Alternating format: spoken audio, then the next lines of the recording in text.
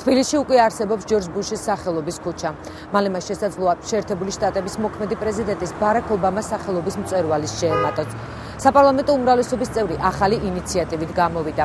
კობა ხაბაზი საზოგადოებას კავკასიონის უსახელო პიკებისთვის შეერთებული შტატების პრეზიდენტის ბარაკ ობამას და პოლონეთის გარდაცვლილი პრეზიდენტის ლეხ კაჩინსკის სახელების დარქმევას თავაზობს. აჭარაში ერთ-ერთ სახლს გაუჩნდა ხანძარი და ქალი მნიშვნელოვნად დაიწვა რა.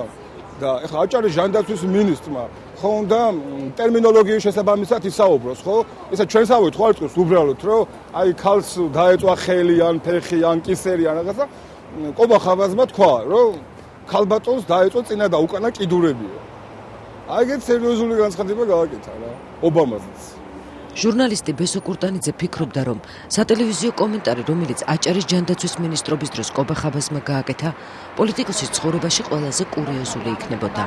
მაგრამ მისი პროგნოზი არ გამართლდა და ახლა უკვე საპარლამენტო უმრავლესობის წევრმა ხაბაზმა საზოგადოება კიდევ ერთხელ გააოცა. რადიო პალიტრის ეთერში ხაბაზი აცხადებს, რომ კავკასიონზე ორ უსახელო მწვერვალს ამერიკის მოქმედი პრეზიდენტის ბარაკ ობამას და პოლონეთის ტრაგიკულად დაღუპული პრეზიდენტის ლეხ კაჩინსკის სახელები უნდა დაერქვას.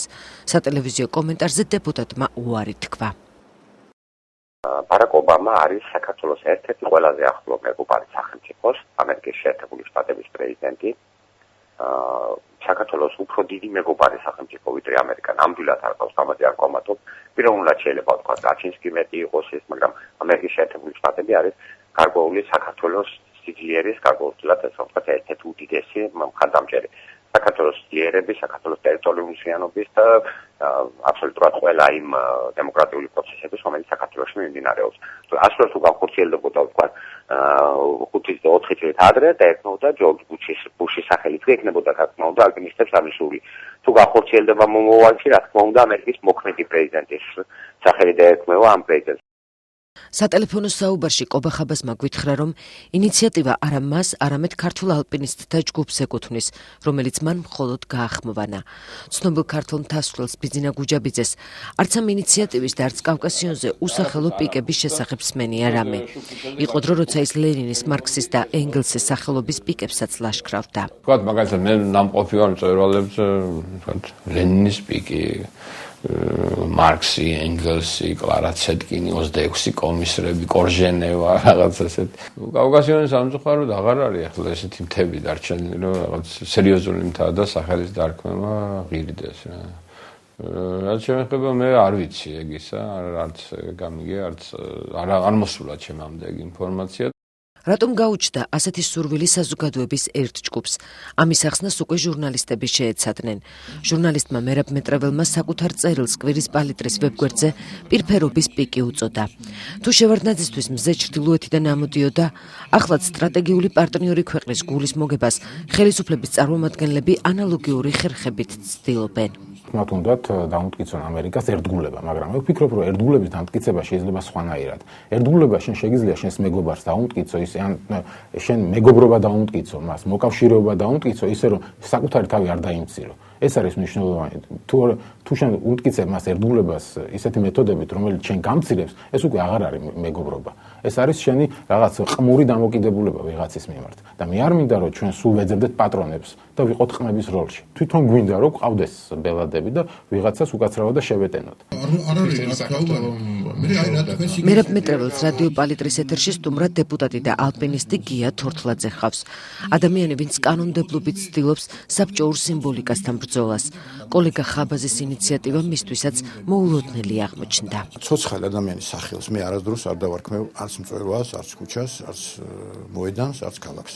არ დავარქმევ და თუ მინდა რომ დაუშვათ რაღაც განსაკუთრებული ჩემი პატივისცემა გამოვხატო იმ ქვეყნის მიმართ, რომელ ქვეყანაზე ხა საუბარია და ამერიკის შეერთებული შტატების და მართლა მაქვს ჩემი დამოკიდებულება ამ ქვეყნის მიმართ, მათ ყავთ უდიდესი პრეზიდენტები და თუ მაინდა-მაინც ამ ვიღაცის სახელის დარქმევა უნდათ, შეიძლება ამის ცოცხალი ადამიანის ეს არის როგორ ვთქვა ეს პიროვნების კულტი, რომელიც 70 წელი ჩვენ თავს გვდევდა ამ საბჭოთა პერიოდის განმავლობაში, სწორედ ასეთ სახელებთან იყო დაკავშირებული პრეზიდენტების კი არა, უბრალოდ იყო დაკავშირებული ეს ცოცხალ ადამიანებს არ ქმნიდნენ ქუჩებს და ცოცხალ ადამიანები დადიოდა თავის ქუჩაზე. მე არ მგონია რომ ეს იყოს ნორმალური. თბილისში უკვე არსებობს ჯორჯ ბუშისა და ლეხ კაჩინსკის სახელობის ქუჩები. პოლონეთის პრეზიდენტის სახელი შავი ზღვის ქუჩას მისი გარდაცვალების შემდეგ უწოდეს. ჯორჯ ბუში თავს დღესაც კარგად გრძნობს. მისი სახელობის ქუჩის არსებობას კი თბილისში პერიოდულად აპროტესტებენ. ასე მოხდა აგვისტოში, როცა ახალგაზრდა პოეტებმა ბუშის ქუჩაზე აქცია გამართეს. მათ ჯორჯ ბუშის სურათი შავი საღებავით შეღებეს. ახალგაზრდები ჯორჯ ბუშის ქუჩისთვის სახელის გადარქმევას და მისთვის ცნობილი ამერიკელი პოეტის უოლტ უიტმენის სახელის მინიჭებას ითხოვდნენ. მაშინ აქციის ორგანიზატორი ირაკლი კაკაბაძე და მისი მეგობრები ცოტა ხნით გისოსებს მიღმაც აღმოჩნდნენ.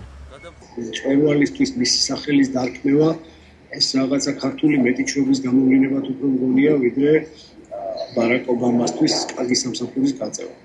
ეს არ იქნება კარგი სამსახური.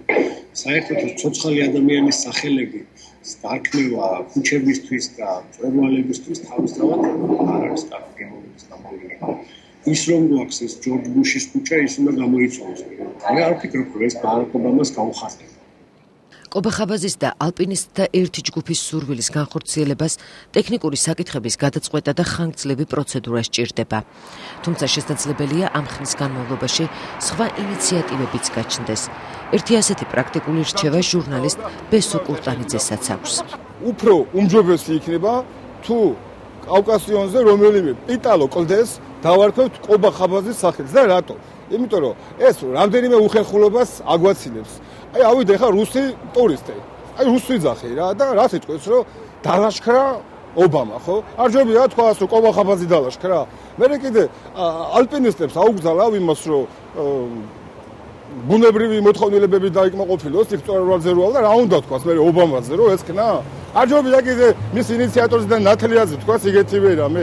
ეგეც ხო უხერხულებას აგაშორებს, ხო?